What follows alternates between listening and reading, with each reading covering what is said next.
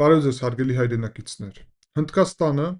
գրում է նրա մասին, որ Հայաստանը նոր զենք է ուզում գնել Հնդկաստանից եւ կոնկրետ նոր ձևաչափի զենք։ Դա վերաբերվում է էլեկտրոնային պայքարի ոլորտին, որտեղ որ Հնդկաստանը վերջի ժամանակահատվածում իր հնարավորությունները լուրջ զարգացրել է։ Ըստ հնդկական պարբերականի Հայաստանը ցանկություն ունի թուրքական ԱԹՍ-ների եւ թուրքական էլեկտրոնային պայքարի դաշտում, որը ներառում է իհարկե Ադրբեջանը, ունենալ հնդկական այլընտրանք եւ հնդկական արձագանք այս համակարգներին։ Եվ ըստ այս պարբերականի արդեն խոսք է գնում նրա մասին, որ Հնդկաստանը ունի այդպիսի լուծումներ եւ սա ոչ միայն զուտ զենքի մատակարարման հարց է, այլ կոնկրետ հնարավորություն, որ խնդիրը, որը դրված է Երևանի առջև, լինի լուծված։ Այսօր Հնդկաստանը ոչ միայն պատրաստ է մատակարարել զենք, այլ նաեւ կապ եւ կառավարման համակարգներ, ռադարներ եւ հայտնաբերման համակարգներ, նավիգացիան եւ ուրեմն խցանումների եւ հակազդեցության ուղղությամբ հնարավորությունները եւ սա ամբողջ այս շղթան նպատակ ունի, որ ապահովի ուրեմն այսպիսի ազդանշակներ եւ միևնույն ժամանակ լռության հնարավորություններ մարտի դաշտում, ապա դա Հայաստանի համար ստեղծելու է շատ կարևոր հնարավորություն, որ գործող արդեն զինված ուժերում ակաշները, հակաօդային պաշտպանության համակարգները լինի նաև ինտեգրված ՌԵԲ համակարգների հետ եւ ուրեմն Հայաստանի շեշտ է դրվում, որ հենց հնդկական էլեկտրոնային պատերազմի այս միջոցները կարևոր հնարավորություն են, որ Հայաստանը ձևավորի ինտեգրված կառավարման համակարգ, որը միացնում է ինչպես սենսորները, այդպես էլ հրամանատարական կետերը եւ կազմը եւ կրակային ուժերը։ Այսինքն մենք փաստացի խոսում ենք նրա մասին, որ Հայաստանը պատկերացնում է հենց հնդկական մի քանի ձևաչափի զենքի ինտեգրման ճանապարհով ձևավորել նոր 5-րդ սերնդի այսպիսի պատերազմի դաշտ, որտեղ որ մի կողմից կապ է հաստատվում քո ուժերի միջև, մյուս կողմից այդ կապը պահպանվում է եւ պաշտպանված է էլեկտրոնային պայքարի պատերազմի այս միջոցների շնորհիվ, երրորդ ուղղությունը պաշտպանել քո այդ կապերը ռադիոէլեկտրոնային պատերազմից եւ ինտեգրել բոլոր համակարգները նաեւ ռադարների հետ, որոնք եւ սենսորների, որոնք կարող են քեզ տալ հնարավորություն, որ շատ արագ կարողանաս ֆիքսել այն, ինչ այս պահի դրությամբ բարդ է անել, որովհետև առանց տեխնոլոգիաների է արվել։ Եվ սա մոտեցնում է հայկական զինված ուժերը, այս տրամաբանությունը Ադրբեջանի զինված ուժերի գործունեության տրամաբանությանը, որոնք վերջերս նաև Լեռնային Ղարաբաղում պատերազմի ժամանակ հենց այս հնարավորություններն են կիրառել, այսինքն իրանց նույն հրետանին ԱԹՍ-ները համակարգված են գործել եւ եղել է ինտեգրված համակարգ։ Բացի դրանից շատ կարևոր ուղղություն է այդպես կոչված էլեկտրոնային լռությունը եւ այս լռությունը ունի հնարավորություն, որ փաստացի իր նպատակը շատ շուտ կատարի եւ դրանից հետո անհրաժեշտություն չունենա, որ ակտիվ գործի, ապա սա սահմանափակում է հակառակորդի հնարավորությունները, որ ուրեմն դիրքերը հասկանա, թե որտեղ են գտնվում դիրքերը հայկական զինված ուժերի եւ որ չհասցնի նաեւ ի պատասխան ռադիոէլեկտրոնային պայքար այդ ուղղությամբ կիրառի։ Այսինքն խոսք չի գնում նրա մասին, որ մեկ այդ ռադիոէլեկտրոնային պայքարի համակարգը լուծում է հարցը, բայց խոսք է գնում նրա մասին, որ այսպիսի համակարգ եւ ճարտարապետություն ձևավորելով փաստացի հնարավորություն է տրվում, որ հակառակորդը չկարողանա ֆիքսել ռադիոէլեկտրոնային պայքարի այս հնարավորությունները։ Այսինքն մի ուղղությունը դա է։ Երկրորդ կարևոր ուղղությունը դա արդեն հենց հայկական ռադիոէլեկտրոնային պայքարն է, այսինքն նավիգացիոն խանգարումներ եւ GPS-ի արգելման գոտիներ եւ դա շատ կարեւոր է պատերազմի իրավիճակում, որովհետեւ ըստ հնդկական աղբյուրների Հնդկաստանը ունի այդ հնարավորությունները, որ իր մոբիլ եւ ինչպես նաեւ ուրիշ հնարավորությունների միջոցով, որոնց մասին հիմա խոսք է գնում, ստացիոնար կոչված հնարավորությունների հնարավոր է խախտել նավիգացիոն համակարգները եւ ստեղծել այնպիսի ուրեմն կոնկրետ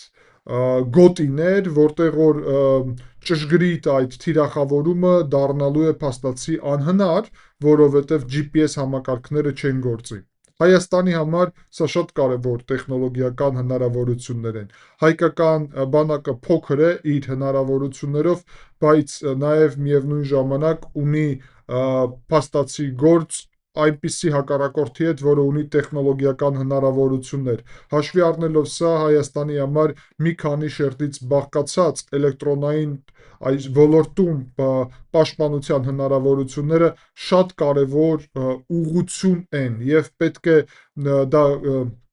ստեղծի հնարավորություններ, որ կառավարման համակարգներ լինեն ել ավելի էֆեկտիվ, ինչը մեր թուլություններից մեկն էր Լեռնային Ղարաբաղի պատերազմի ժամանակ, նաև ուրեմն ակնկալիք այսպիսի եւ այո անսպասելի էֆեկտ ձևավորելու հնարավորություն է տրվում եւ ճշգրիտ հարվածը փաստացի ձախողում է հակառակորդի կողմից, ինչը շատ լուրջ զարգացում է։ Այն, որ այս հոդվածում ուղիղ գրվում է Թուրքիայի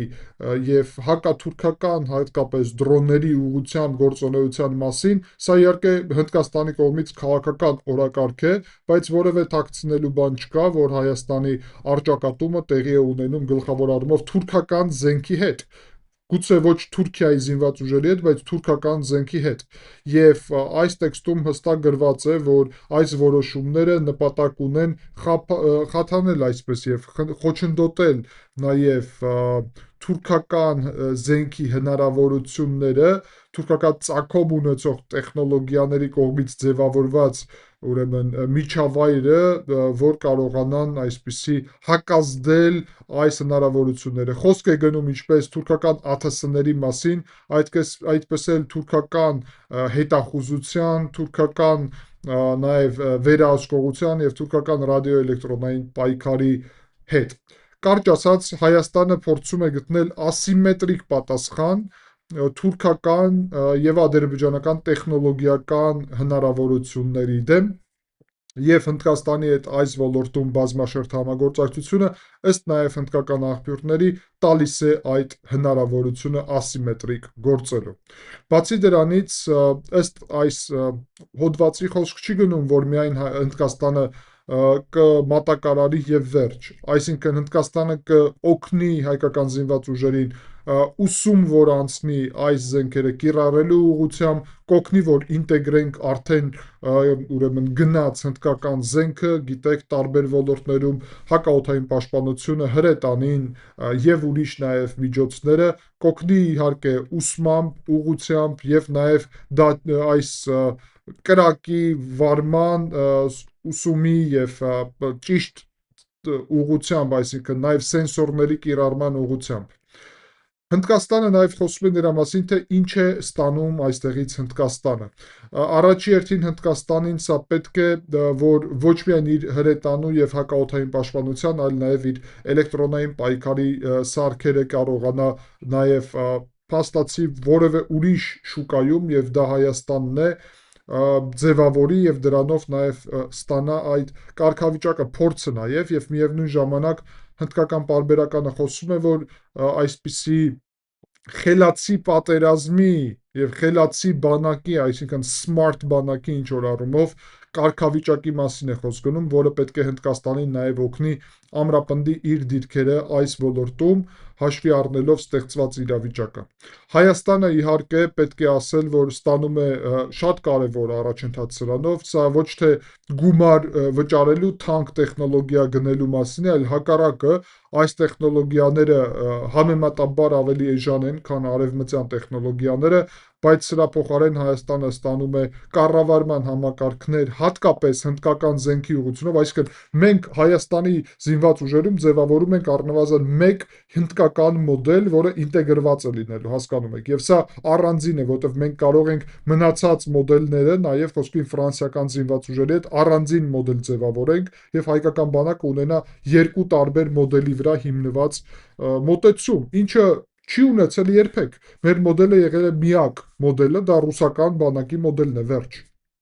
Եվ հիմա մենք կարողանում ենք ձևավորել առնվազն հնդկական մոդել, ապագայում կարելի է ֆրանսիական մոդել ձևավորել եւ ես հուսով եմ նաեւ որ ամերիկյան մոդել առանձին, այսինքն մի քանի մոդելից բաղկացած բանակը շատ ավելի էֆեկտիվ կարա լինի, քան մի մոդելի վրա հույս դնելը։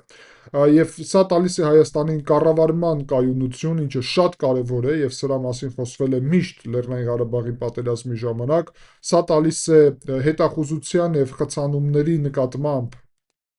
հակառակորդի խոցելիության նվազեցում եւ տալիս է նաեւ ուրեմն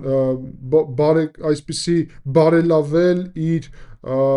ուրեմն դիրքերը նաեւ պատերազմի ժամանակ եւ ճշգրիտ հարվածներ հասցնելու ուղղությունով մեր համար եւ խոչընդոտել հակառակորդի ճշգրիտ հարվածները, այդ թվում ԱԹՍ-ների միջոցով մեր տարբեր ուղղությունների նկատմամբ։ Բացի դրանից պետք է ասել, որ իհարկե ռեփ համակարգները սա այսպիսի հաղթանակի հնարավորություն չեն միայն, որ ասես, որ այդ հնարավորությունները վերջ բերում են այսպիսի հաղթանակի կոճակ է եւ վերջ, թշնամին իհարկե հարմարվում է այսպիսի համակարգներին, փոխում է իր մարտավարությունը եւ ուրեմն կարողանում է նաեւ հաճախականությունները փոխել, ալգորիթմները փոխել եւ նավիգացիոն աղբյուրները նաեւ փոխել, Հայաստանին իհարկե պետք է նաեւ ադապտացվել այս համակարգներին։ Եվ ընդհանուր առումով պետք է ասել, որ այս փաստաթուղթը շատ կարևոր է եւ խոսում է դրա մասին, որ Հայաստանը այսպիսի հետաքրքրվածություն է ձևավորել եւ որ Հայաստանը ակտիվորեն քննարկում է Հնդկաստանի հետ այս հնարավորությունների միջոցով փաստացի լիարժեք դարձնել Հնդկաստանի հետ ռազմական համագործակցությունը, նույնիսկ հնարավոր է, որ այսպիսի համագործակցություն արդեն կա, բայց պարբերականը խոսում է, որ սա պետք է լինի ապագայում եւ այստեղ բացահայտ գրված է թուրքական ծագում ունեցող ԱԹՍ-ների եւ տեխնոլոգիաների դեմ պայքարի ուղղությունը։ Հնդկաստանը ինքը պետք է ասեմ, որ ակտիվորեն այս ուղղությամբ իր սեփական շահերը հաշվի առնելով գործունեություն է ծավալում, որը վերաբերվում է ուղիղ Պակիստանի հետ իրար ճակատմանը։ Գիտեք, որ Պակիստանը ակտիվորեն զինվում է հենց թուրքական զենքի շնորհիվ եւ հաշվի առնելով դա Հնդկաստանի համար կենսական նշանակություն ունի այս հնարավորությունները եւ այս ոլորտում զարգացումը։ Շնորհակալություն հարգելի այնագիցներ ուշադրության համար, չենք մոռանում իհարկե լայքերը եւ գրեք ձեր մեկնաբանությունները, բաժանորդագրվեք։ Հիմա առաջարկում եմ ձեզ, որ միասին դիտենք վերլուծությունը, որը վերաբերվում էր Եվրոպայում խոշորագույն այդ ուրեմն կոնֆերանսին, Մյունխենի անվտանգության կոնֆերանսին եւ թե ինչու Հայաստանը չմասնակցեց այդ կոնֆերանսին։ Եթե չեք դիտել, շատ կարեւոր է համարում, որ դիտեք այդ մեր կարևոր այս վերլուծությունը։ Շնորհակալություն։